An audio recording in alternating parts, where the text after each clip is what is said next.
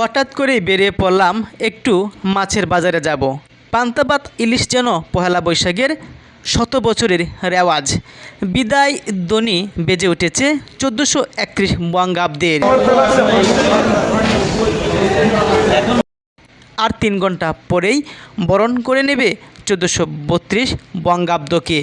বাঙালির সবচেয়ে অসাম্প্রদায়িক ও সর্বজনীন উৎসব পহেলা বৈশাখ, যা ঘিরে দেশব্যাপী চলছে নানা প্রস্তুতি। আমরাও বেরিয়ে পড়লাম মাছের বাজারে ইলিশ মাছ কিনব।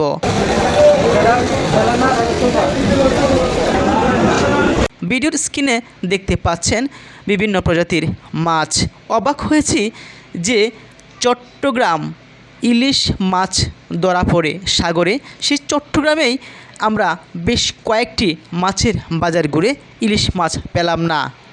প্রায় সময় আমরা শুনি ফ্রিজের মধ্যে স্টকে ইলিশ মাছ রাখা হয়। প্রায় সময় আমরা শুনি 1400 টন ইলিশ মাছ পার্শ্ববর্তী দেশে পাঠানো হয়। তবে এবারের পহেলা বৈশাখে যেন বাজার শূন্য ইলিশ মাছ।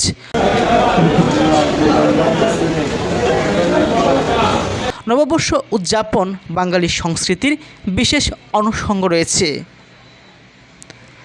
দিনটি উদযাপনের জন্য সরকারি, বেসরকারি, সামাজিক, সাংস্কৃতিক সংগঠন, সংস্থা বিভিন্ন কর্মসূচিও পালন করেছে। বাংলাদেশও চলছে পহেলা বৈশাখের নানা প্রস্তুতি। তাই সর্বজনীন উৎসব পহেলা বৈশাখ আমরা বলে আসছি। তবে অনেকে সেটাকে বরণ করে নেন, আবার অনেকেই বরণ করতে নারাজ। দুঃখজনক ব্যাপার হলো বাজারে কোথাও ঘুরে ইলিশ মাছ পায়নি।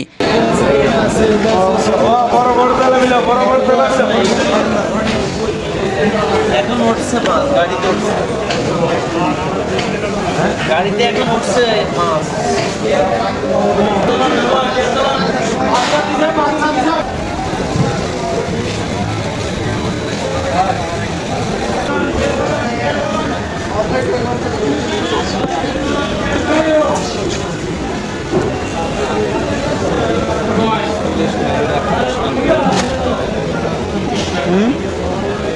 নাইলা খায় শান্তনা।